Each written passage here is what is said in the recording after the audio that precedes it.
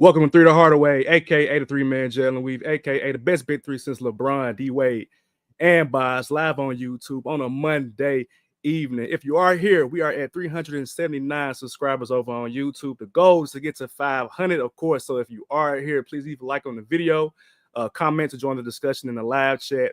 And of course, subscribe to the channel, man. We're on any podcast platform, Apple Podcasts, Google Podcasts, Spotify, anybody podcast, anywhere you listen to a podcast, we there. I promise you. If you don't know who I am the walking bucket providing instant offense. It's your boy Savage. We don't have Sheeds today. We don't get him today. He took PTO, not at the last minute. He kind of let us know ahead of time that this was probably coming up, but he got a visitor down there in Dallas. So we put a Memphis Grizzlies, man. We got rid of one coach, bring in a different coach today. So I'll get into don't do that. Do not do that. No. I'll get into the other coach in a second, but we also got your favorite DJ, Sample Man himself, Mr. Ted Shakir, too. What's good, brother? Hey, shout out to you for granting Sheedy his PTO because you normally wouldn't do that. So I appreciate that. Man, she recovering from the weekend, bro. I like she a special case, for the weekend. It was fun, man. I had a fun time. Shout out to all the ravers out there. And yeah, still recovering, but I'm here. You know, you at a rave? You was at a rave? Crazy, bro. Where at? In Vegas or somewhere else? No, out in Phoenix. Oh, Phoenix, okay. So I got my, welcome to Phoenix moment, bro. It was great. It was great. You've been there for like 4 years. What you mean, welcome? Yeah, but I'm mostly at the house. You can't even go out with people out here. I think the sun be frying people's brains out here, so you find a lot of crazy people out here. But shout out to my friends. Say at least you got friends out there, man. So be safe out there. So yeah, I mentioned that we don't have Sheedy today. So Sheedy's out there having fun with our fellow LBR member Skylar. So hopefully he's being safe. Hell of a PTO day, right on time. But like I said, we're replacing one coach with another one. We got a coach / actor / trainer / everything, man. We got one of my former teammates from back in the day. We got Jeffery Johnson. What's good, man? What's up, everybody? How y'all doing? Dude, you forgot, man. Author. Yes, let them know. Poet. Let them know.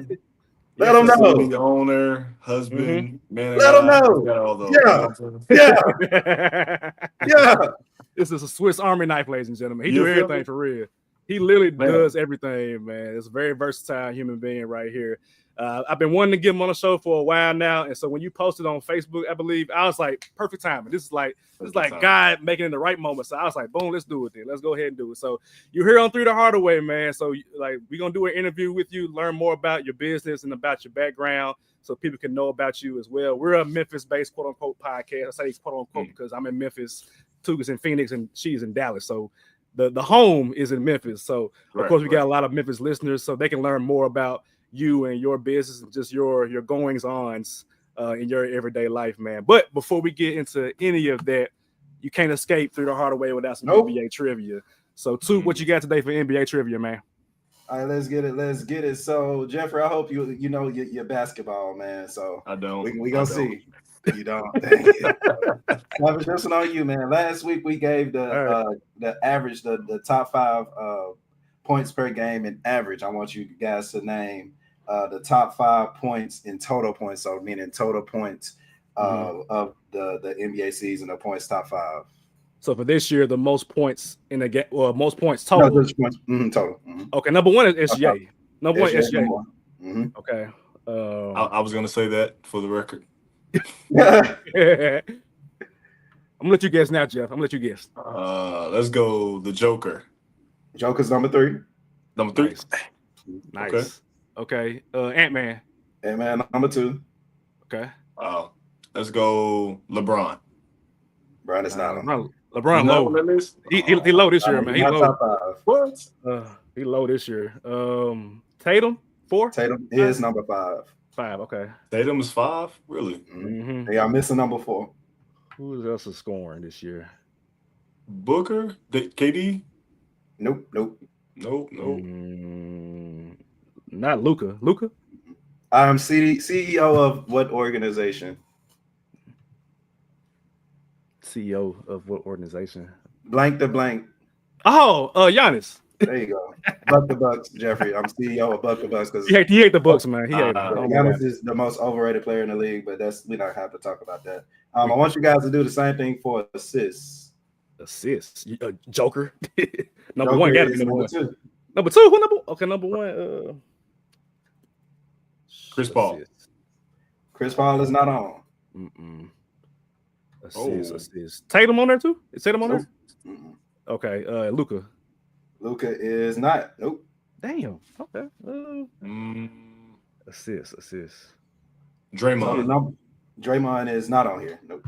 Oh. Player number one is leading by almost 150. Oh, Trae Young. My bad. Trae Young. Yep, Trae Young is number one.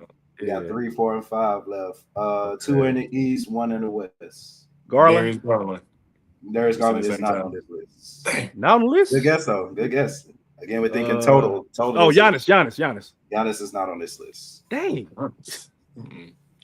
Jamal Murray. Mm-mm. In the East. Nope. I'm striking out, folks. I am. Melo? Melo? Melo's not on. Nope. Who getting assists? All three are in the playoff hunt. They are in their conferences. Yeah. So again, 2 in the East, 1 in the West. East. Okay, so let's go down the list. Cleveland, no. Boston, no. New York, not Brunson. Brunson ain't passing the ball like that. He ain't passing. He ain't passing the ball like that. Oh, Halliburton. Halliburton's number 3. I'm surprised it took that long. Yeah, I was like, I had to go down through the list. All right, who else is in the East? Tyler Hero. Okay. K number 5, Tyler Hero, nope. And then you got 1 in the West. Number 4 in the West. You've been high on this team all season.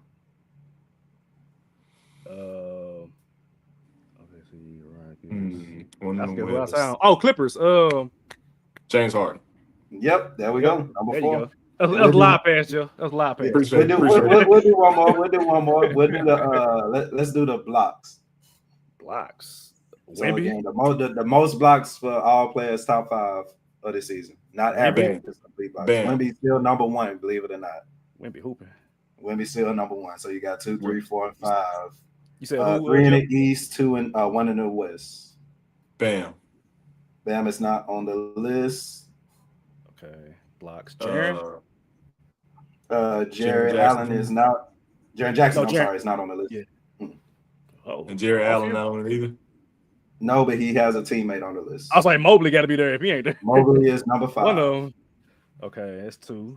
Who else getting blocks? Giannis. No Giannis, but he has a teammate on this list. That is number 2. Brook Lopez is number 2. Shout out to Brook Lopez, man. Brook getting blocks. That man is crazy, right? Number 2. Hold it down. You got 3 and 4, 1 in the East, 1 in the West. 1 East, 1 in the West. Okay, West. The West, you wouldn't have known this player, but because he's more of an inside big and he plays on a sorry team, you would know. On a sorry.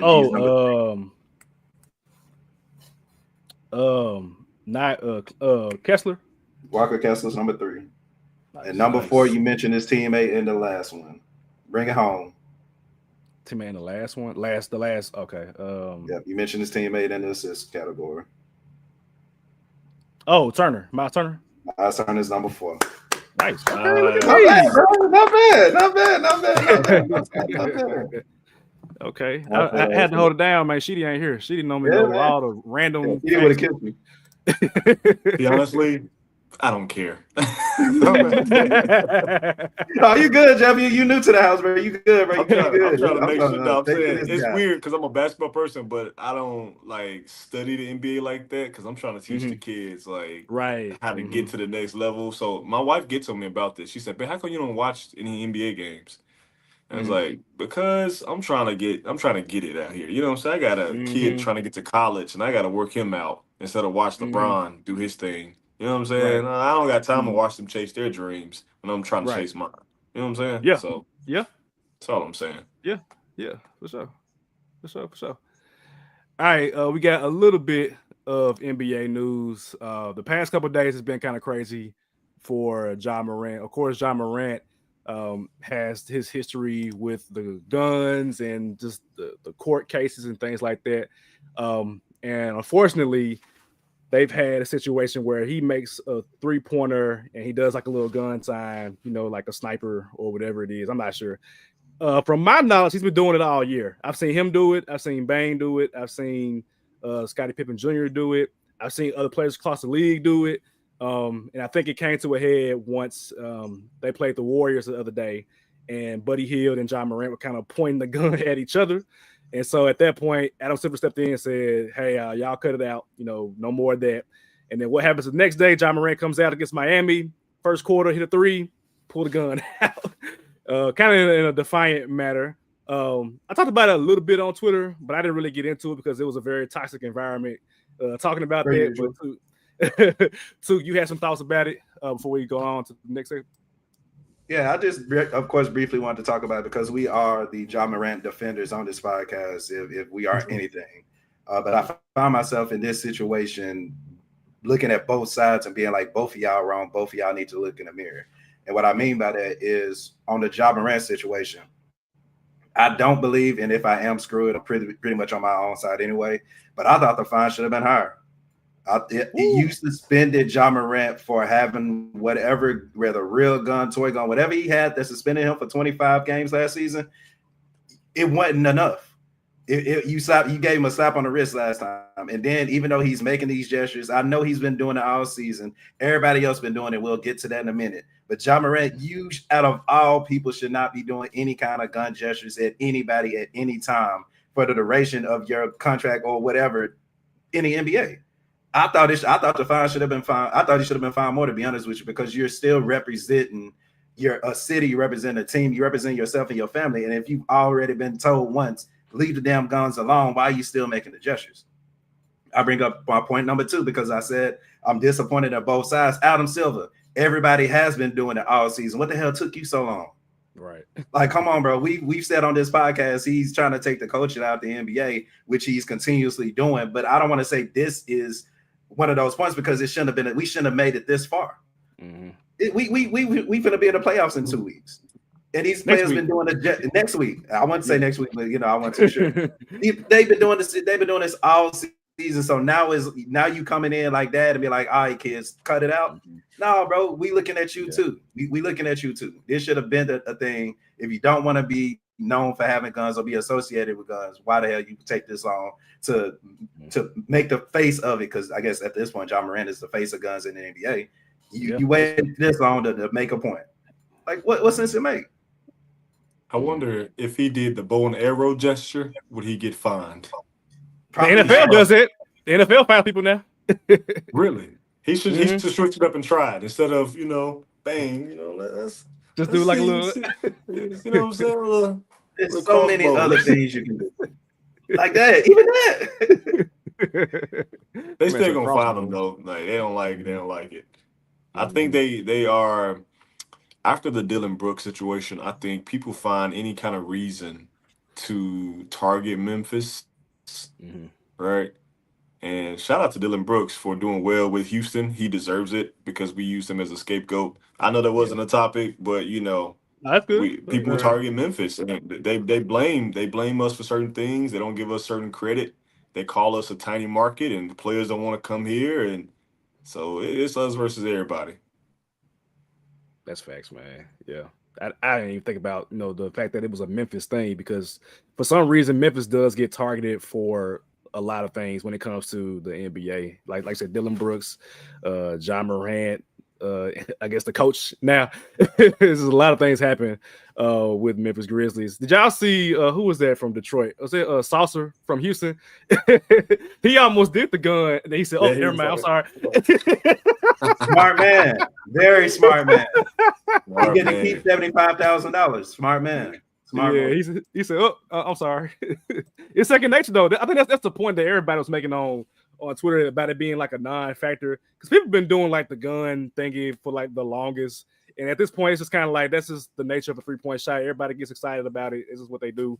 But if Adam Silver is serious, then you have to shut down the whole. I don't want any weapons. If I'm Adam Silver, I don't want any guns, swords, bow and arrows, crossbows, whatever it is. I don't need nothing to be similar to any type of weapon being pulled. That's if I'm Adam Silver. But since then, the Lakers actually posted the video of celebrations on Twitter, and a lot of the guys were doing like the little sign with the. I don't know if it has a gun or just a 3. I don't know, but that's what John Morant and the Grizzlies do anyway. So it's kind of like, are you punishing one child differently from the entire league? Like that part was weird for me. I think Al Silver needs to put his foot down and stop being a reactive parent and be a proactive parent in this case. You gotta get out ahead of everything else before it comes to a head now. So I think what probably will happen is in the off season at the like the owners meetings or whatever, they probably will say, all right, we shutting down these celebrations going forth, and that's what we'll do. I think that's what they'll do anyway. I'm not sure. So we'll see. All right, enough NBA, man. We're here for the interview with Jeff. I know Jeff's here for it. So yeah, like what prompted me to bring Jeff on the podcast, man, is that one, I've known him for a long time. And two, I know that he does good work in the city of Memphis, not even just basketball, but also faith-based, which I'm big on as well. So let's go ahead and get started, man. What was your inspiration for your business, Memphis Basketball Trainers? What was the inspiration for you to start that business? So I went to college to be a coach, to be a high school coach and a art teacher or a PE teacher. And my goal was to go back to our old high school at Germantown and to be the coach. That was my path, was to do 4 years, come home and start coaching our school. When I got to my first college, man, I missed playing ball so much. I had to like pursue ball again as a career. And when I got to Mississippi State to play, and when I finished, I opened up a world of training, of combining basketball with teaching. And I didn't want to go into the classroom after I got a taste of that, you know? So when I moved back to Memphis, I said, I'm going to try this full time. And I'm going to do it my way. I'm going to talk about God. I'm going to pray. I'm going to teach biblical lessons and principles through the sessions. And I'm going to charge people and see if they're rocking with it. So that's kind of how that genesis started. I didn't even know you were going to coach at Germantown. That was your goal anyway.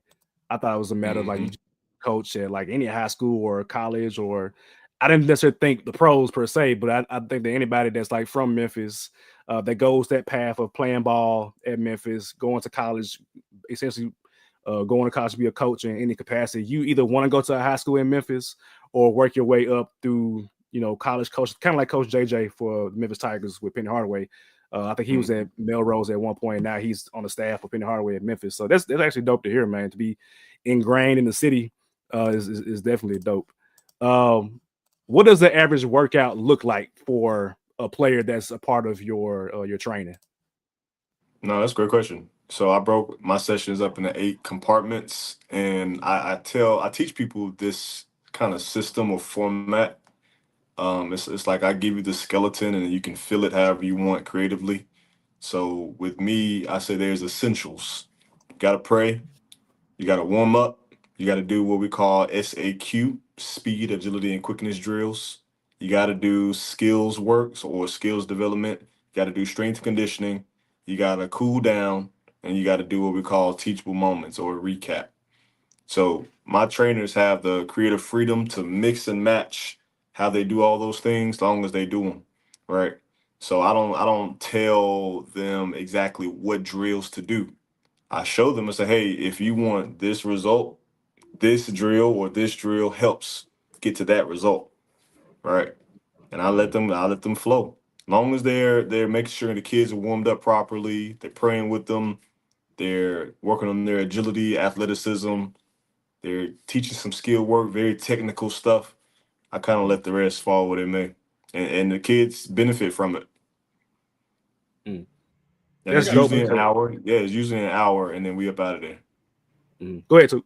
How in the beginning stages, right? Like you hear, like, of course, let's be realistic. Like we are in the city of Memphis, and let's say I were to hear somebody charging to play, teach how to play basketball. Like, what I'm saying, we kind of money tight, kind of keep our money to ourselves. So how are you able to, look kids and their parents in the eyes and saying, hey, you're able to not only, learn, your child isn't able to learn basketball the right way, but there we add a faith-based component to it. Like, how are you able to do that and be like, okay, we charge, but this is what we'll be able to do for your kid? Great question. So when I moved back home, I tell people in my story, there were 17 different no's in conversations from my first client to my second client. Of course. 17 people said, no, I'm good. Right.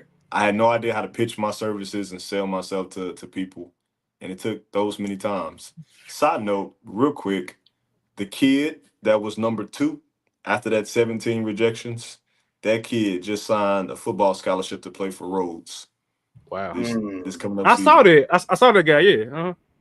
That man is playing for Rhodes. I got to celebrate him because his Shout dad, shout out to him. His dad trusted me. And he was like, I'll give you a shot. And I have a lot of kids that train with me, but go on to play different sports in college, which is cool because what I teach is universal, right? Like if I'm teaching athleticism and mobility and character development, you can use that in any sport, right? So honestly, I knew that the reputation of Mississippi State was going to help me open doors, right? It was going to help convince people where I didn't have to. Simply playing for that school, people trusted me immediately without knowing any of my credentials. They said, oh, you played at State? I want my kid to learn from somebody that has experience. And that's honestly why I chose that school in the first place. They said, why did you choose to be a small fish in a big pond? Well, I needed a name to back me, right? And that proved to be very true. And I'd assume with it be, with us being from the South, you know, bringing a faith-based bar, it was, I guess, easy, and it kind of worked itself out, right? Yeah, we're in the Bible Belt, so man, you can throw a rock and hit 2-3 churches on every corner. And I don't know if you've been to Germantown, but literally at the intersection of West and West and Poplar Pike, there's literally 3 different churches at the intersection, right? So convincing like when people find out I love God and they gravitate towards it. I did get fired once by somebody who wasn't rocking with it. She eventually tried to come back, and I was like, I don't want the trouble. Especially when it comes to religion, it's like those things tend to be like, this is what it is. Like it's, the gospel is offensive. It's like, I'm sorry, but this is what I believe. This is what I'm gonna do. This is what I've been called to do. So that's just that on that. You talk about I trained 2 kids today. They're Jewish, and you know, I used to be a teacher at their school, and they trust me. They're like, yo, we rocking with you, right? You pray to Jesus, we don't, but it's cool. You know, I'm praying for their safety, so they have no problem at all with it. You know, Nice. I'm not not trying to actively convert the kids. Like, hey, I need you to repeat this prayer, right? I'm like, Lord, protect them in Jesus' name. Cool. Are you cool with that? If you're not, then all right, they can step to the side. I'll do it silently, whatever. But prayer is happening, and there's scripture all on the walls in my facility. So even if I don't say it, the walls are saying it for me, and that's the power of God. I love it. That's good, man. That's good. You talked about Mississippi State. What was your experience like, you know, going as far as like playing basketball? So like, you know, you play at Germantown, then you go off to college at MUW. I'm assuming they don't have a basketball team there. They do and now. Then they do now. Oh dang, that's late. You could have been playing there. But you went there, and then like what was the transition from going from there to Mississippi State? Like how did that kind of happen? So for the audience who don't know what MUW stands for, it stands for Mississippi University for Women. It was the first women's institution. Yeah, it was the first women's college in America. And they started letting guys in the 80s because it was deemed unconstitutional to discriminate against men, right? And so they were literally just throwing out money to guys to kind of help, you know, get more diversity in the school. And I retired from sports. I had 3 offers, turned all 3 down to just be a regular student. And to go from the women's college to an SEC school, which were down the street from each other, was like night and day, right? We had no athletics except intramural at MUW.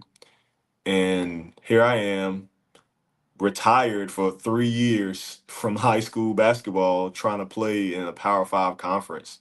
That was so crazy. Like that's crazy. The audacity to try something. How often did you go back? How often did you like visit Mississippi State and like your friends and everything there? Or did you go back? So I only went back a couple times. Like it was all business for me. So I didn't really build too many relationships. I did all that relationship stuff at the W, at MUW, and also burned some bridges with my coaching staff. That year, they got fired, because we didn't win. We lost to Auburn in the SEC tournament. And I was very outspoken because I had lived an entire life outside of athletics, right? Mm-hmm. And I was the oldest dude on the team, so I'm coming in technically as a rookie, and I'm 22 years old playing point guard for Mississippi State, and I'm like, bro, I pay taxes. You feel me? You OG. You up. Like, Boy got crazy. like I got rent, bro. Like I got a car note and insurance. Like you're not gonna talk to me crazy. Right. And I made that known, and I kind of rub people the wrong way. So looking back, I'm like, if I would have just kept silent, I would have had a different experience. But I was very vocal about myself, So Yeah. it was wild. This man was Jimmy Butler in practice. He was like, like y'all ain't doing this right. Bro, I called our old coach. I literally called him. And it was like, I need help because they are talking to me crazy. And he literally told me to let it go. He said, just listen. He said, just listen. The next day, it blew up. I let my thoughts be known. They gained up on me. Next thing I know, I'm so angry. I'm crying. I'm like, man, this is crazy, man. I should have listened. I should have kept my mouth closed. You know what I'm saying?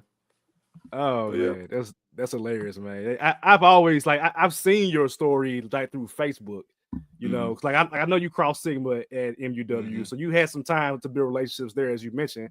Right. I was like, okay, Jeff at Mississippi State. I'm like, wait, when did this happen? Like, I thought he was hooping, and he just popped up. Like, that takes some level of like mental fortitude, some physical discipline to go from like intramurals to playing in the SEC. I could not even dream of doing that. I was mad at Took in an intramural game. I can't imagine being mad in the SEC. Like I can't even get there. Bro, let me tell you how that started. So I remember at the W, me and a buddy of mine went to a state game, right? Mm-hmm. It was like on a Tuesday during the day, right? So nobody was really at the game. And we had nosebleed seats at the Humphrey Coliseum, but nobody was there. So we just kind of like scoot down a little bit to get closer. And I took a picture. I have it somewhere in my phone of how far we were from the court. And everybody looked like ants. And I'll never forget telling him, I said, my perspective is going to change. I'm going to be down there one day. I told him that.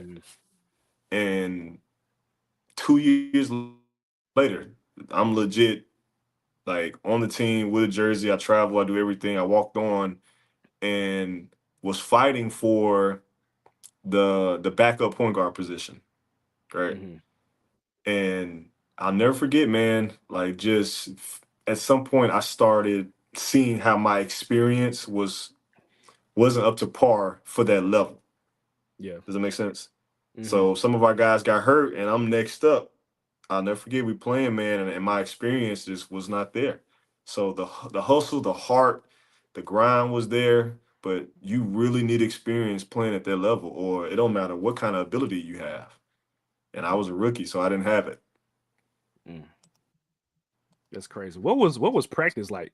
Like, I guess as a walk-on, what was that like to be in a SEC school's practice? Hell.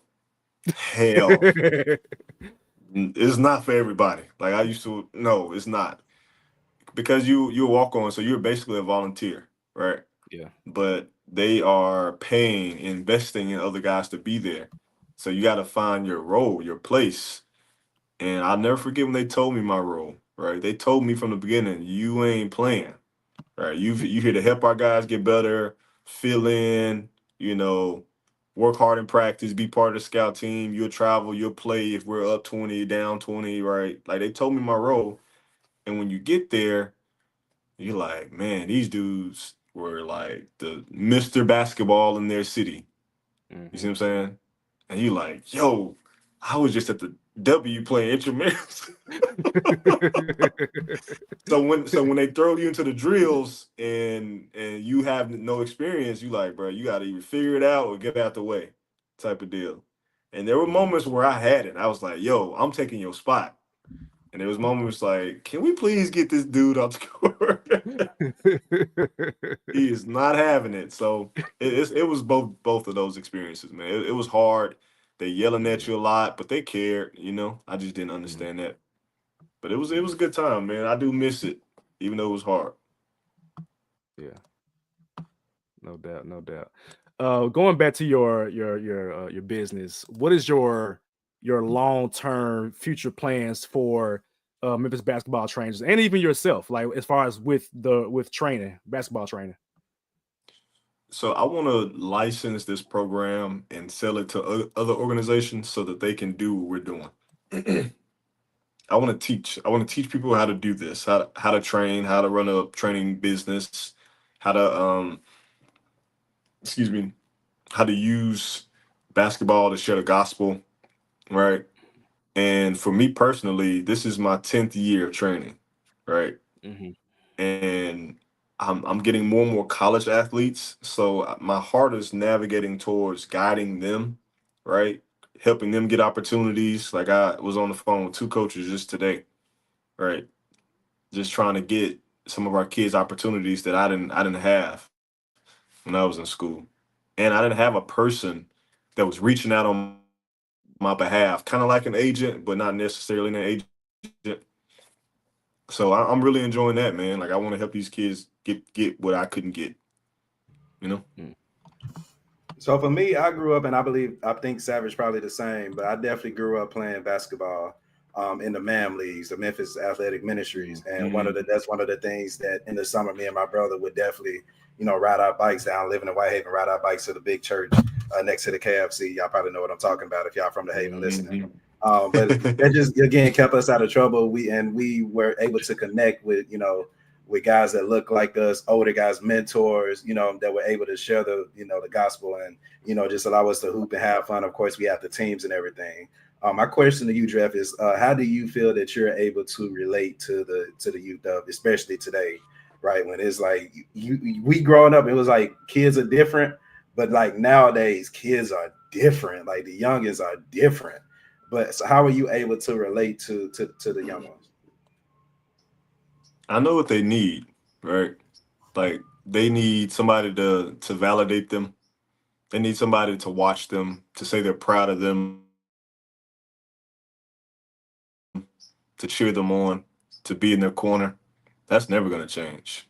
And when you step into the role of the person that says that, like, hey, I'm going to cheer for you, I'm going to support you, they're going to run through walls for you.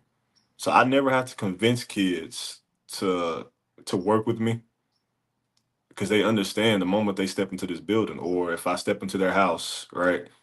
Like they just need somebody to care for them. I always heard this phrase from my mentor. He said, kids don't care how much you know until they know how much you care. And when I make that known, man, like we become family. You feel me? So for the kids, they're different in the sense they have social media and they're less hesitant with authority, but they still just need love, right? Sometimes it's tough love, right? Sometimes it's a little softer, but you gotta figure out what kid you're working with. My wife grew up as a MAM kid, converted into a MAM staff, and landed in MAM leadership. So she understands too. You just need somebody to invest in you, Right on. That's dope, man. I like how you mentioned that different kids need different levels of tough love or love in general. I mean, that's coaching. That's literally coaching, man. There are kids, like I was one of them, where you got to yell at me in order for me to get amped up. Whereas other people, they might not do as well, with that. It's still some level of like you're gonna get yelled at some point. I mean, that is what it is. But in terms of like when it comes to that one-on-one like interaction between the coach and the kid, there are different things that a kid needs. And like you said, some kids need tough love. These kids do need tough love today. I ain't gonna lie. I've taught, and I even see them, in college now as an advisor, where I've made somebody cry in my office because of tough love. I'm like, no, you need to hear this because it's better to hear from me than to hear from the world. The world don't care. I care. Yeah. So I definitely can agree with that. Going back to your playing career, I know you would try to play overseas, correct? Like professionally overseas. Mm-hmm. And then you had the injury that kind of held you up. What was your mental and your process going through that? And what was like the rehab like to kind of overcome that?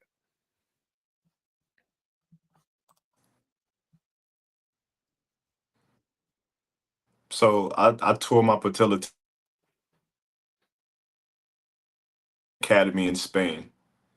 It was like it's a league. It's like a summer league, right? And depending on how well you did in that summer league, you can get picked up by the local teams, right?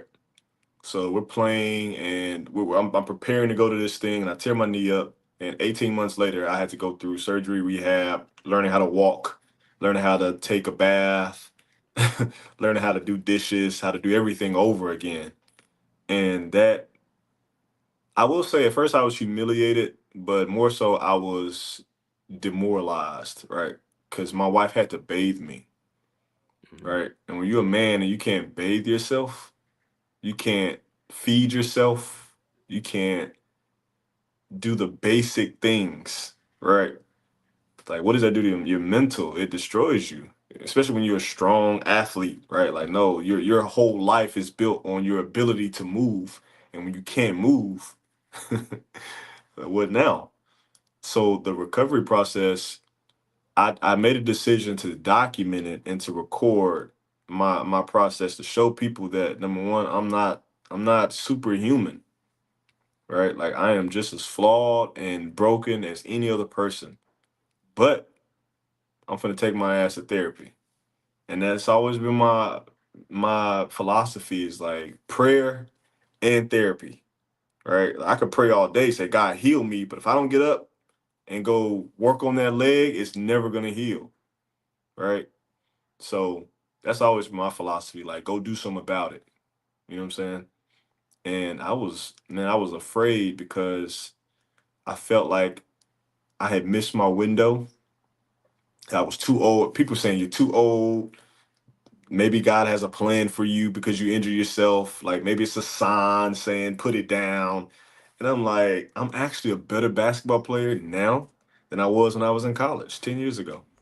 Like, don't you hate them kind of people? Like, just shut up. Go in the corner somewhere. Sit down somewhere. I will out hoop all of y'all. You know what I'm saying? Even in my 30s, right? And that's just the part of the trainer and the competitor in me, you know. So when Derrick Rose tore his knees up, he wasn't the same. I know something died in me a little bit, some part of my flame, because you were there. Like, Marcus, you saw me like yelling and all, like hype and telling other crowds, like, this is now my house. Like, you saw all that crap. And it mellowed me out. So I'm praying, like, God, give me my fire back, you know? Like, give me that edge back, because I miss it, you know? Well, that's good, man. That's the way it works, man. It's dead. So you gotta get up. You gotta get up, like you said, man. Gotta That's get good. up. Who was your go ahead, I'm sorry. No, go ahead. I was gonna ask you well, not who, but what were your favorite moments playing basketball? Like, what are some moments that stick out to you in just playing the game? So every away game we did in school, I took a picture from a similar tunnel of the Jumbotron. So Ole Miss, Tennessee, Auburn, South Carolina, like all these schools, Texas A&M. I took a picture of the Jumbotron from the same tunnel. So I have a collection of all those pictures, and I put that in my book, right? Because I was a skinny nobody from Memphis, you know what I'm saying? And now I'm literally traveling across the country playing in these schools, right? That was cool. I got to play against Coach Cal. Like, this game I did get in, and I played against that 28-0 Kentucky team that had Booker and Karl Anthony Towns, and yeah, that team was that's different right there. They had bona fide like 8 NBA hoopers on that team. Bona fide. Like, the Harrison twins, like, them dudes all went to the league. So that was cool. I was there when Dak Prescott was there, and he took us to #1 in the country, you know, as a school. Yep. So, of course, we getting all the attention from, like, other colleges and the news and the media. And we like, yo, we up. You know what I'm saying? What else? One crazy moment, after we won our game in South Carolina, excuse me, at Mizzou, one of the twin engines went out in our plane. So we had to make an emergency landing in St. Louis. That was on Valentine's Day. That was crazy. I was like, I'm about to die. I got a date tomorrow with my new girlfriend, who's now my wife, by the way. Hey, look at God. But I was mad. I was mad because I was like, I had this elaborate day planned, and I can't even make it home to see her. I'm mad. And then we went to bed, woke up the next morning, and I was like, I almost died. So that was definitely memorable. I got to play, man, stepping on the Pat Summit floor was powerful. You know, she got a statue in front of the school, and you stepping on that floor, you like, yo, as a kid, I watched the Memphis Tennessee showdown. Right. Like that was the dream, you know? I was surprised that orange didn't blind you. Man, it was crazy. Florida. I was born in Miami. So I did, of course, like the Gators. Something that happened, the student section would get there like an hour too early before everybody else, just to harass the opposing team players. Of course, Blue Crew. Come on, man. They took the manuals. So each school print like booklets. They got all the players' information on it. These folks grabbed the manuals and was yelling at our information as we trying to stretch. Yeah. And coach dared us to laugh, dared us to like engage, or we was gonna be in trouble. So it's like, hey Jeff, how Kim doing back at home? How's she doing? You went to Germantown, ain't it, man? I'm like, that's kind of stalkerish, though. I hope they would still do that, right? Because that's kind of like we used to do that in Blue Crew in Memphis. But now looking back at it, it's like, how do you know this information? Exactly. Like, who are you? And it's probably worse now because social media got everything on there. And they showing everything on social media. So it's 10 times worse now. Easy for the stalker. So that was crazy, man. That was cool. Trying to see.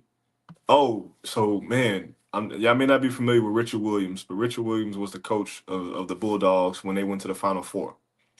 And he coached this dude, I forgot his name, but during that run, they played against Ray Allen. And I was injured at this time, so I had to sit on the sidelines and talk to him every day. And he was telling me stories. He was like, yo, like Ray Allen was giving us buckets, and my point guard was in foul trouble. And I took him out, and Ray Allen went off.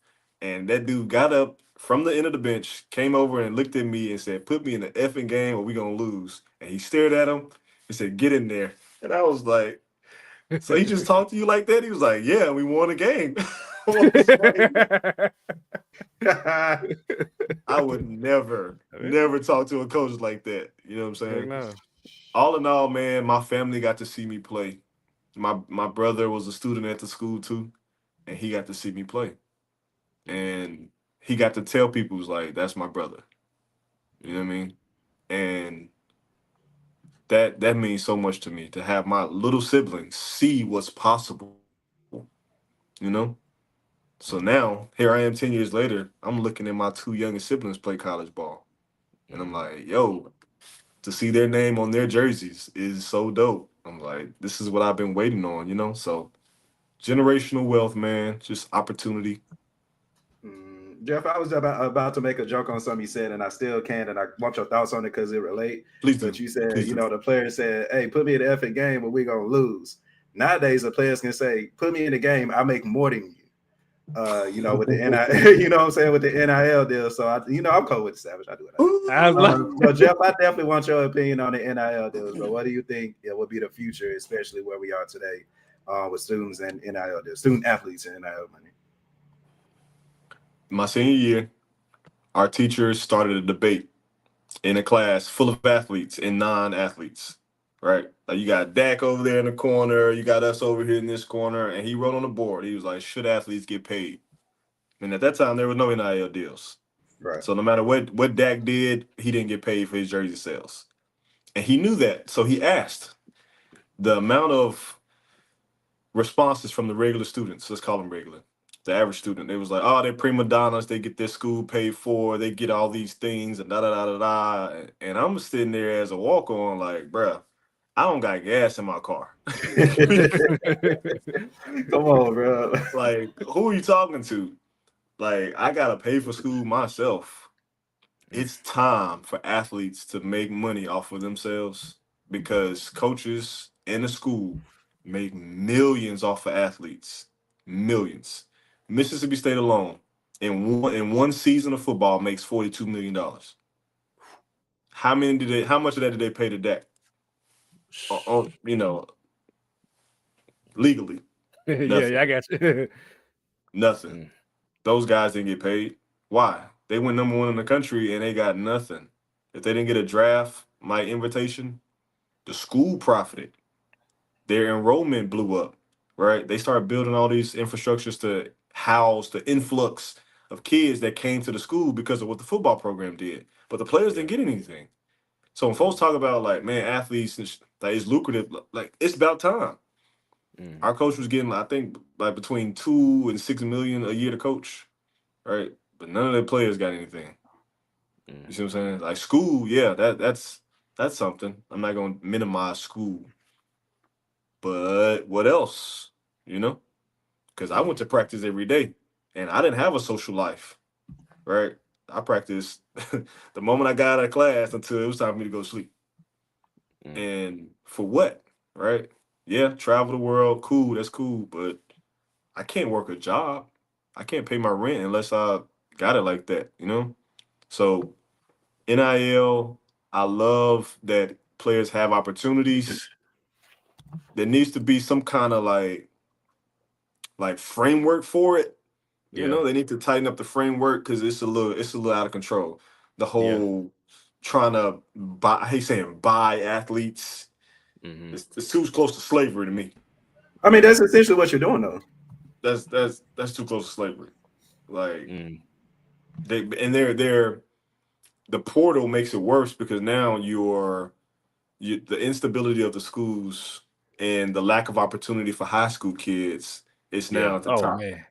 Like, it's crazy. So speaking of that, like, how does for you to see that, because you're training high school athletes, what is recruitment even like if you are not a 5-star? Because like even the 4-stars are not Penny Hardaway recruits no freshmen, like no any seniors from high school anymore. He just don't do it. So like, why would you? Why would you go get a ill-experienced 18-year-old when you can go look in the portal and get a 22-year-old who was all conference grown man, right? And he gonna help you win today. You don't have to slowly develop this kid. Why would you do that? That's unfortunate for high school kids because my brother won 2 back-to-back state championships. Lost his 3rd state championship run in like the regionals, was all district, all everything. Couldn't even get a scholarship offer from a school in Mississippi. Crazy. Wow. I said, this man got more things on his resume than I've ever had, and he can't even get a legit offer. So something's wrong with that. So I do think they need to put a rule like you got to get a certain amount of high school kids. Yeah. That would be good because they do that in Europe. In European basketball, there's a certain number of imports and exports you have to have on your team, right? So if you can only get 2 foreigners, you can only get 2 foreigners. You can't everybody else got to be native to that country, right? And I don't know why the balloons are going up on my side, but like even like you can't even play if you get 3 imports and they're all American. You can't even play all 3 Americans at the same time. You got to play at least 2 of them, and one of them got to sit on the bench, and you got to rotate them, right? So imagine if they brought something like that over here. Like you gotta on your 14-man roster, you have to have at least 2, at least 2 kids, 3 kids from high school, right? 2 or 3 recruits. You got to have a certain number of returners and a certain number of portal kids. They do that in the G League. Yeah, basically, yeah. Yeah, they do that in G League. You got to have a certain number of returners. You got your 2-way. You got your 1 tryout person, right?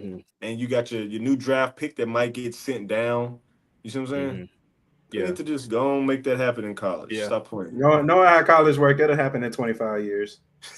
Look, like, you know what? That's a good idea. Go ahead and patent that, Jeff. We'll table it for 25 years. Please give me some credit. Give me some credit. So speaking of trends that are not going too well, what are some trends you see in basketball right now as a trainer, as a coach, that you are just not in favor of, at least like in terms of like on the court product, not the NIL stuff, but like on the court, what do you as a trainer, as a coach, do not like that you from what you're seeing from the game? So two things. One, I think the refs, I don't know, it's a double-edged sword. Celebrations and like technicals. I think both of them need to chill out, right?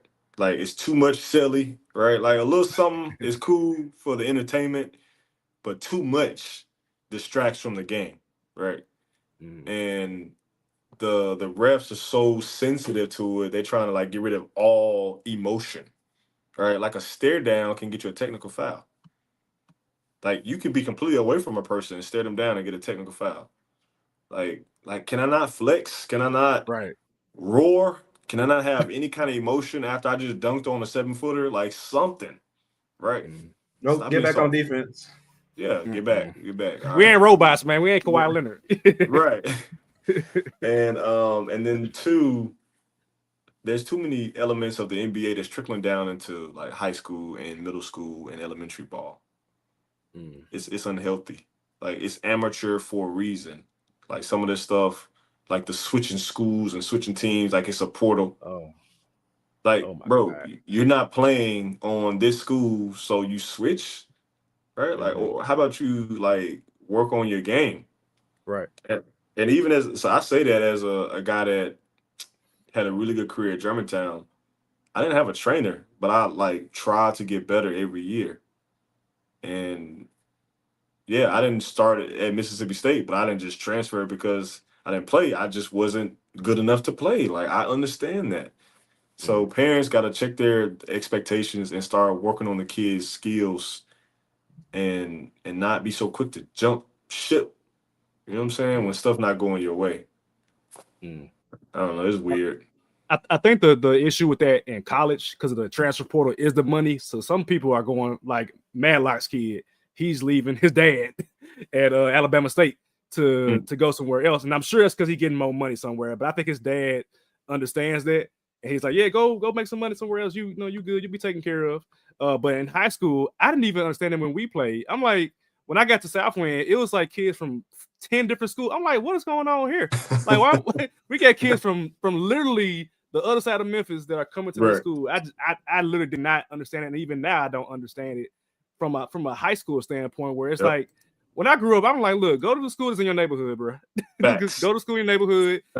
Yo, you grow up with the people. Like I remember when I got to Germantown, like all of y'all was teammates. I knew none of y'all. It was like the whole team came from Germantown Middle. I didn't play at Southwind Middle, so I was like, I don't know nobody. I was like, oh, y'all all came in together, and I think that helped in terms of like cohesion for y'all at Germantown. You know, whereas now it seems a much more individualized game. In terms of like, you know, it's ISO, it's NBA, which is fine. Like the NBA is the goal, I believe.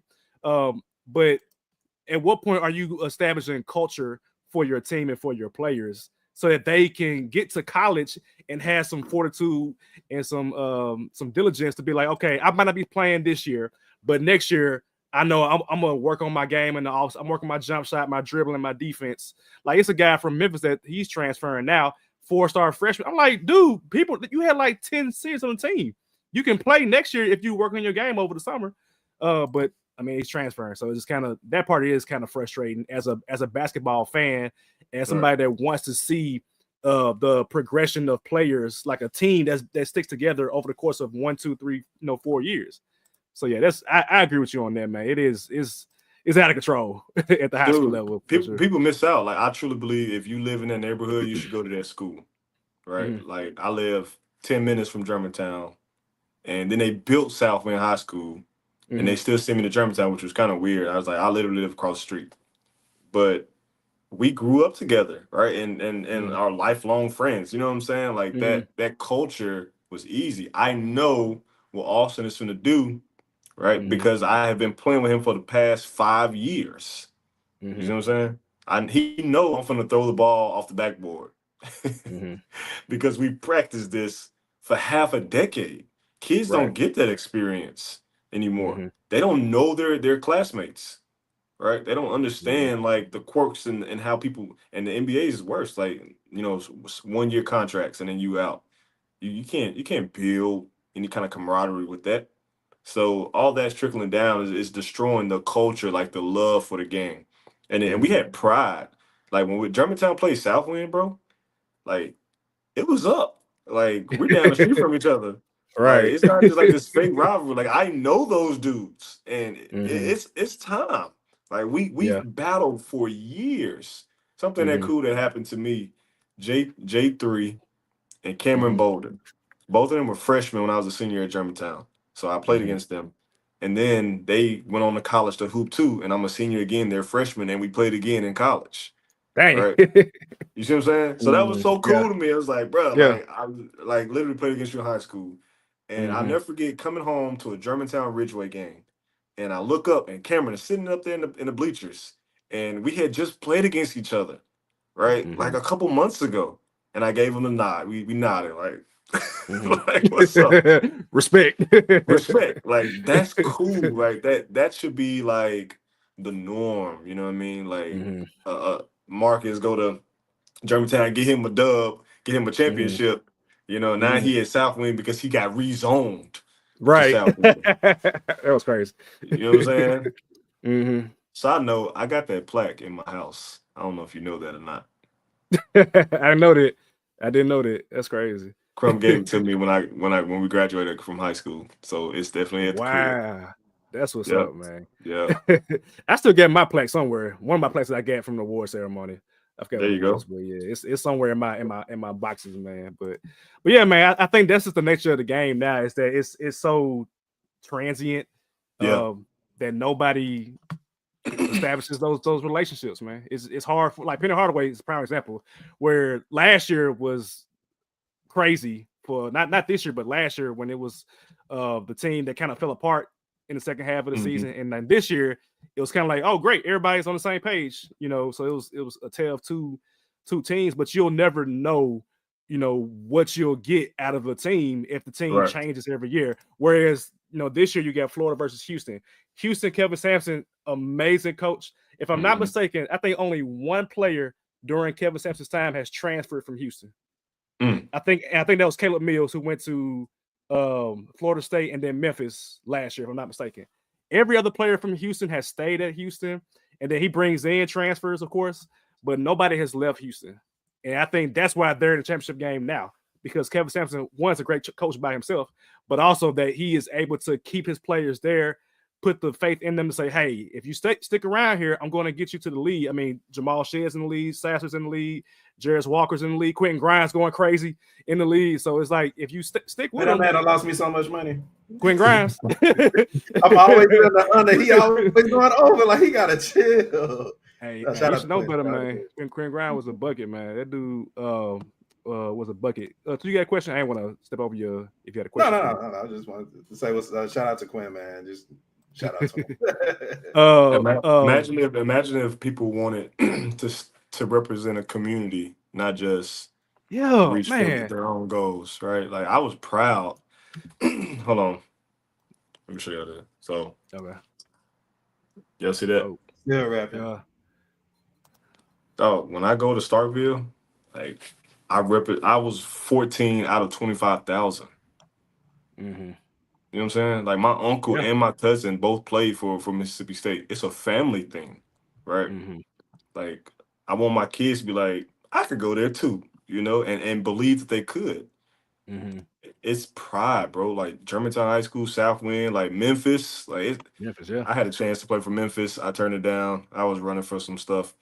But if I would have stayed and actually played for Josh Pastner, like, I would have had that Memphis pride, you know what I'm saying, to represent the school and the city. I think I would have. Pastner would have taken it away. Pastor took it away. No. Hey, Pastor got hired, man. Pastor was a good dude, man. Heck away from Pastor. You did the right thing. I was running, man. I was running from the crib. I ain't gonna lie. Like, good. No, that's actually good. I respect it. I respect that, man. That's why I retired, man. Like I had an invited walk-on position at Memphis, and I was like, I'm gonna retire. And I was like, did I make the right decision? And then at that time, it was a lot of players from Memphis on the like Joe Jackson, Chris Crawford, Tar Black. Tar Black. Yeah, so yeah. All them guys. Understandable. So, yeah. I think it would have been cool, but to play against them guys every year as a starter, right? We equals to being a walk-on, and they got scholarships. I couldn't. Mentality. I feel you. My pride wouldn't let it happen. I feel you. I definitely wouldn't let it happen, man. So it is what it is. That's real spill, man. You had a film that came out the other day about your program, man. Talk about that, the debut of that. How was that day like? What was it like to see it all play out, and the crowd and the reactions? What was it like, man? Memphis Basketball Training is the start of something special. Premiered this past Monday at a Malco Theater. It's about the build out of this facility and the program we've been doing all year. It's crazy. Like, because I remember bringing in my homeboy to record, and I was like, hey, I want you to create a documentary. And I was inspired by Tyler Perry when he did the same thing for his mega studio out in Atlanta. He recorded the process, and he put it on Amazon Prime. And I'm watching this documentary. I was like, yo, I could do that.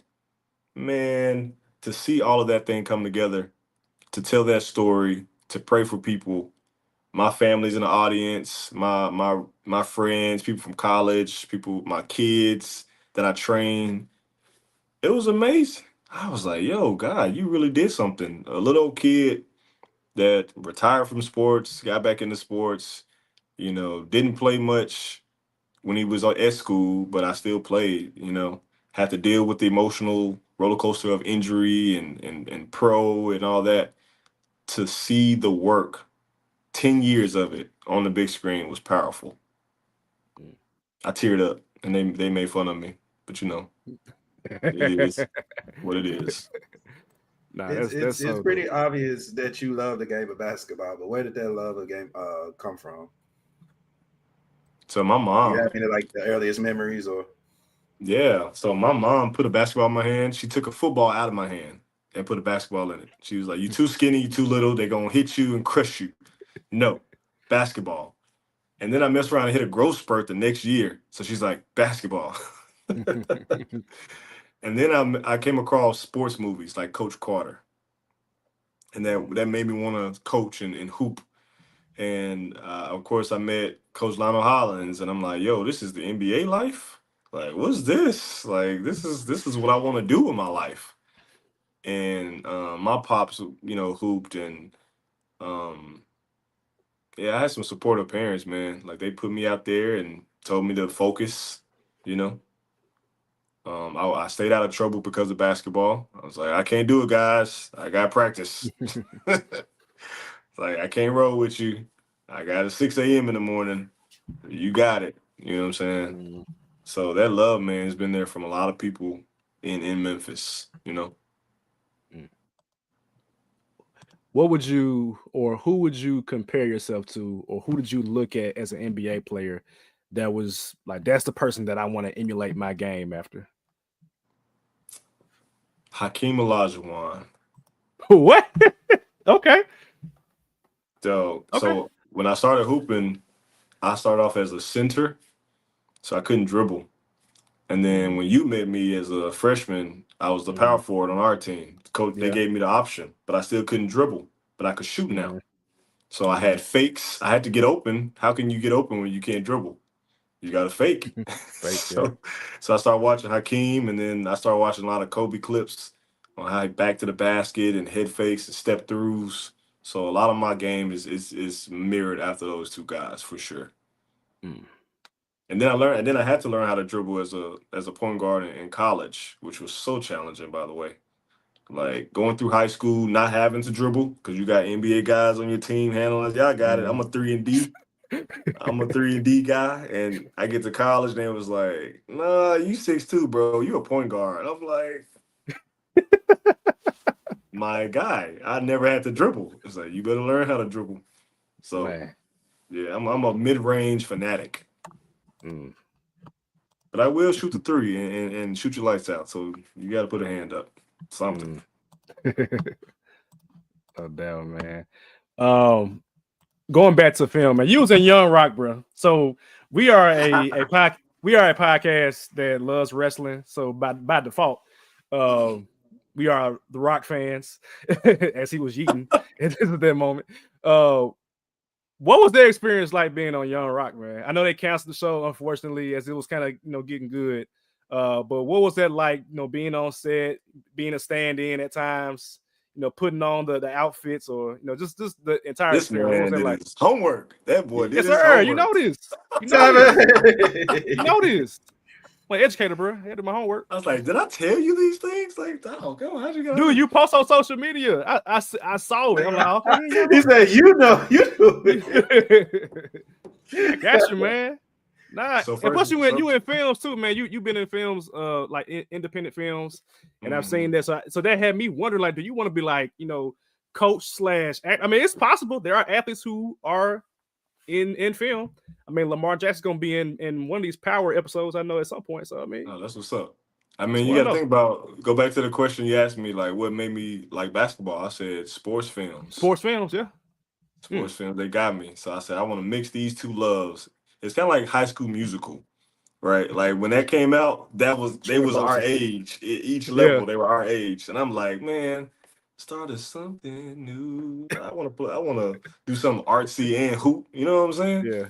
But no, seriously, I got to meet Dwayne, and I'm a huge The Rock fan. Right, growing up, wrestling was my jam, my brother's jam, and I saw this. My buddy sent me a casting call for the flyer where they was like recruiting people, and I saw this call, man, and I sent my stuff in. And I didn't hear anything back, and then I applied for this like Tesla position.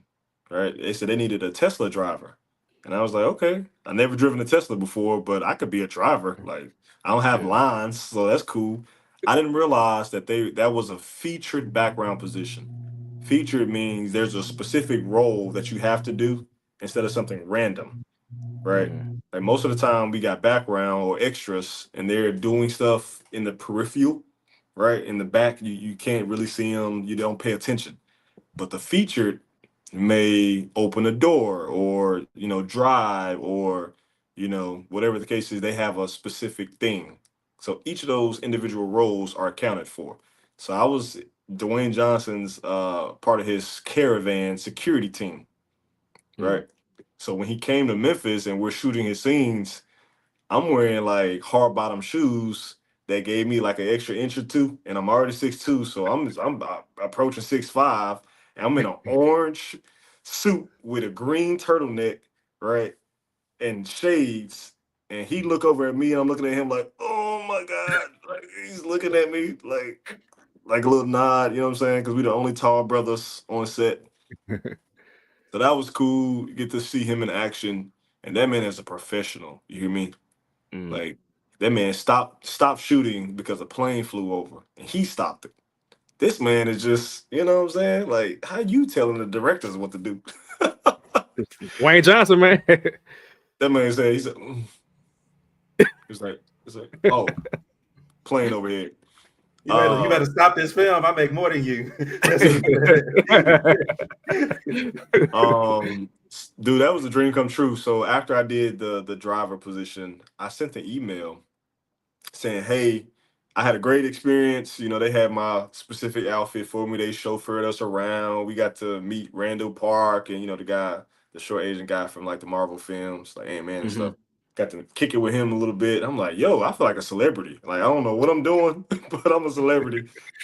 And I emailed, say, hey, I had a great time. If you need anything, I'm available. I just got back from Spain, right, from that academy. And I got an email back saying, hey, you about 6'2", right? I was like, yeah. They said, our main guy he needs a stand-in. Are you available to be a stand-in? I was like, sure. They said, are you willing to cut your hair and your mustache and your beard? I was like, I had to do it before, right? Apparently. And I was like, yeah, sure. And I stand in, they take the role of setup away from the main actor. So they do all the pre-work, all the lighting, the rehearsing, the crew setting up the shot. And so you find a person that mimics the I guess caricature that looks like your actor, same skin tone, same height, all of that. You put the same colors on so that they can align the cameras to look ready, to be ready for the actor to come in and just do their thing, right? Because this is an exhausting process to set up everything and to learn your lines. So they took that part away from the main actor. So that was me. I was the main stand-in for the number 2 person on the call sheet. Dwayne Johnson himself was number 1. This guy, his name was Joseph Lee Anderson. He played Rocky Johnson, so Dwayne Johnson's father. So him and I were same height, same skin color. He was just huge, right? Yeah. So I never forget, I did that one day. I got to do a stunt. I got to like jump in a taxi, or I had to yell taxi, jump in that joint. He sped off, and then I heard the director yell cut. All right, let the actor out. Let's do it again. It's people walking on downtown Memphis. They're waving at me. I'm like, yo, this is crazy. I'm a for real actor out here. Man, they called me back a second day because another dude didn't show up, and I could hear them like stressing about it. He's like, such and such didn't show up, such and such didn't show up. And I just pitched it to him. I said, hey, I could do this consistently. It's like, you can be here every day. I was like, absolutely. Man, I got a text in my phone 10 minutes later, booking me for the rest of the week. I did that week. And then all of a sudden, 6 months done went by. I done worked every day for 6 months as the number 1 stand-in. Right. Wow. And everything my person got to do, I got to do, right? And I got pictures, man. They were showing me love. They were taking pictures of the monitors where I'm rehearsing the scene, right? And it's me, and then they were flip. So they call it Team 1 and Team 2. Team 1 is the main actor. So Dwayne Johnson is Team 1. His double, his stunt man, his stand-in is Team 2. You know what I'm saying? So Team 2 go set up while Team 1 is in the back, and then they swap. So we're always like this. You know what I'm saying? So I was basically like the double for my guy. And for how many hours a day? Huh? For how many hours a day? Between 12 and 14. Woo! Man, y'all was working. Yeah, we was working, man. And as my guy was the main character of the show. It was built around him. Yeah, that's what I was asking. Hold on, you there? I was in everything, bro. So all the extras, all the people they saw me, they knew who I was eventually because I was there. They got to a point they started writing my name on my sticker. Stand-ins got to have stickers with like their actor name. You see what I'm saying? Their character name. So they start putting my name. they start putting my name on the call sheet, you know what I'm saying? And before they even call me, I'm already ready because I know the cues. I've learned the cues on when they're about to switch, when they're about to get started, when they're about to stop, and I would be in position before they even need me. And they brought me back every day after that. You see what I'm saying? So the competitor in me said, I'm going to take what I learned in athletics and be competitive and ready at any moment. I'm going to put myself out there. I'm going to be on time. I'm going to work hard. I'm going to ask questions. I ask those camera guys questions every day. And I'm just picking their brain. I'm just so curious. At the end of that show, that the director of cinematography, who's in the big 3 for any kind of movie, that man said, hey, if we renew the show for a 4th season, call me. I got a job for you. I was like, I don't even know if I want to be an actor, but I don't know if I want to be on crew.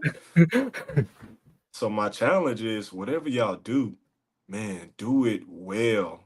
Because you never know what that opens. And in that moment, I got inspired to write my own TV show. I got inspired to create my own documentary. And I've done both. And they're all sports related. See what I'm saying? So you never know what God is going to lead you.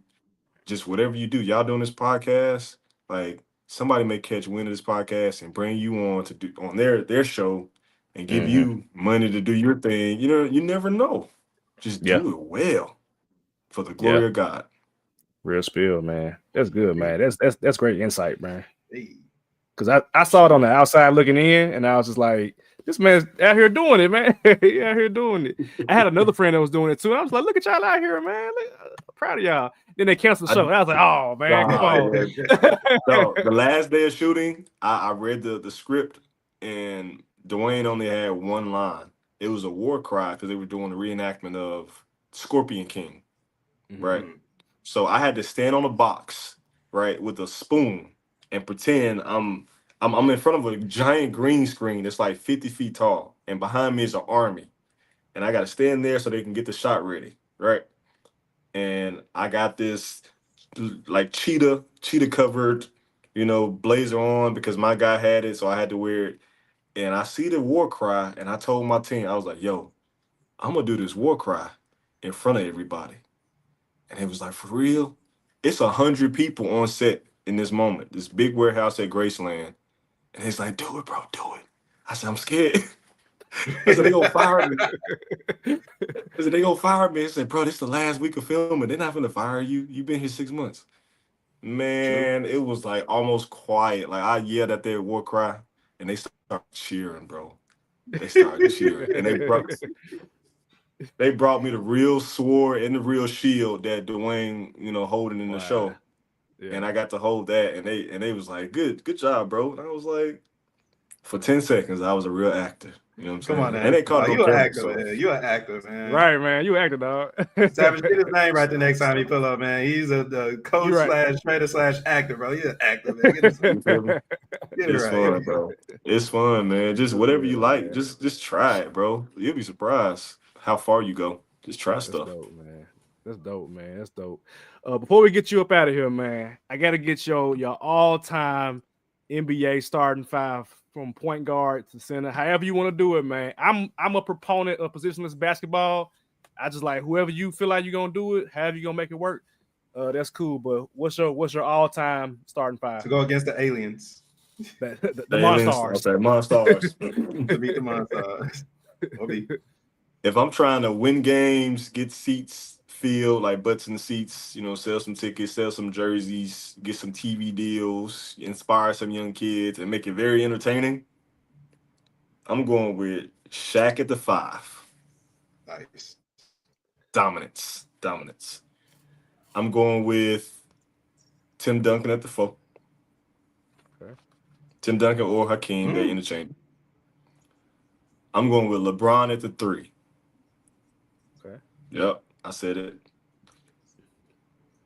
At the 1, I'm going with Tony Parker. Or Magic. Jeez. Tony Parker or Magic. Right? A 6'8" point guard. That's a big difference. Tony Parker and Magic. So why Tony? Because he going to feed those monsters. Okay. That's what he's going to do. And if they're awful for whatever reason, he can do it himself. Floater, right? Yep. Floater in the paint, yep. If everybody else is tall, I would go with and Tony too. I like it. Right, I would go with Magic if the whole squad was tall, but I like Tony. She gonna dish. And then for my 2 guard, I've been debating about this one, man, because this one's hard. I'm gonna go with Klay Thompson. I'm going with Klay Thompson. I'm going with Game Klay. 6. Game 6, Klay. I'm going with Klay Thompson because that man is the ultimate shooter. He is a shooting guard to the core, right? Like in terms of what a shooting guard is, he's a shooting guard and he's 6'8", so it's not fair. He's shooting right over you. I don't need Kobe or Jordan clogging up the paint, right? Taking attention. I don't need them, you know what I'm saying? I'm trying to win games, bro. I need Shaq down low doing his thing. I need LeBron facilitating doing his thing. I need an unselfish point guard. I need a dynamite, sharp shooting 2. You You see what I'm saying? And I need a power forward that's gonna fight, go get boards, and make it easy for everybody else. That's who I'm going with. Sue me. I got two final questions on that topic, Savage. Go ahead. One, who's the better shooter, Klay Thompson or Steph? Klay Thompson. I like that. I like it. I'm not mad at that. Hey, Klay got a heater, bro. He pulled up, what was it, 30-something points with no dribbles? It was crazy. Three dribbles, bro. Three dribbles, bro. It was crazy. Question number 2, with you being a hoops head and a filmologist, we just gonna call it that. I like that. Which is better, Space Jam or Like Mike? That's a debate me and the fellas have on the podcast. Honestly, they both trash. Oh man, we gotta get a beat down for They are not. We did an hour and 20 minutes of this, man. And, oh my goodness. Nostalgia wise, they're great. Like cool, but the art of it, like who greenlit these movies? Like to be honest with you, no, seriously. If I had to choose between the two, Like Mike is very cringy, right? It's super cringy. It got some touchy moments, but I would have to choose Space Jam. Woo, there we go. Dang it. Okay. There we go, man. That man flying. Yeah. Hanging on the rim. I was like, what is happening, man? What is happening on this day? That is weird. Y'all gonna get off my point, man. You know what's crazy? Dude, I rewatched Like Mike with Zena, like it had to been over Christmas break. And I was just like, this movie is so cheesy. It's a kids movie, right? It's a kids movie. I get it. But man, it was bad, bro. Both they had of them Lil Bow bad, Wow. man. They had dude from Stuart Little. They had Brenda Song. I was like, this is a weird mix of kids. Morris Chestnut. Morris Chestnut was who like this tall. I'm like, why is Morris Chestnut in the lead? Let's talk about that for a second. No. Space Jam was cringy too. You know what I'm saying? Like, hey, that joint was cringy. But yeah, the second one was worse. I saw the second one too. It was worse. I only saw it one time. I gotta go back and look at it again. The second one is not. You don't have to. You ain't got to. You don't have to. It's hard now because we know what Bronny looks like. So it's hard to even look at Space Jam 2 and consider that as LeBron's son. It's weird. It's too weird for me. Yeah, and even a different wife is kind of, it ain't like the 90s where it's like we didn't know who Michael Jordan's wife was, we didn't know who his kids were. Still don't it was kind of like exactly. Well, he ain't got. Does he have a wife? I don't know. He be out there doing stuff. but yeah, at that time nobody knew MJ's life. Like we didn't know who Marcus Jordan was or Jeffrey Jordan. We didn't know who. Now it's like I know Bronny, I know Bryce, I know Zuri, I know Savannah. So that's like I can't look at it any other way. I can't do it. So, somebody online said Savannah was ugly, and I was like, "Bruh, you tripping? She's a beautiful woman. That's a beautiful woman. Like ugly, bruh, not your type. I get that, but yeah, tell nobody like that ugly. That's wild. Ugly is wild. Ugly is absolutely wild, man. It's just wild. All right, Jeff. Where can the people find you at though? I love what y'all doing. You can find me at Mem B-Ball Trainers on TikTok, Instagram, and YouTube. That's Memphis Basketball Trainers. TrainMemphis.com is our website. You can, if you want some training, want to do a tour, hit us up there. Yeah, we would love to support. I thank y'all for what y'all doing. This is dope. Y'all are awesome, man. Appreciate it. Love, man. I got 2 on the way, man. Just letting you know now. I got 2. I got 2 kids. Whenever Zena ready to hoop, I got you. Oh, I thought you were saying y'all expecting twins. No. I got 2. 2 is enough right now, Jeff. Man. Whenever you and Manny decide to have kids, you gonna see what life is like. but yeah, man. I got Zena. She coming up. She won't play basketball, baseball, soccer, model. She won't do everything, but she loves playing basketball. And then my son, he naturally is wanting to pick up the ball. So I'm like, cool, we'll figure that out, man. But yeah, man, next week we'll be back for our playoffs preview. I believe the play-in is the day after next Monday. So we'll have the original Big Three back. Shidi, come on back from PTO, man. I know you're enjoying your time off from the show, but we need you back to be the coach on the sidelines. But until then, see y'all next week. Stay safe. Be blessed. Peace out.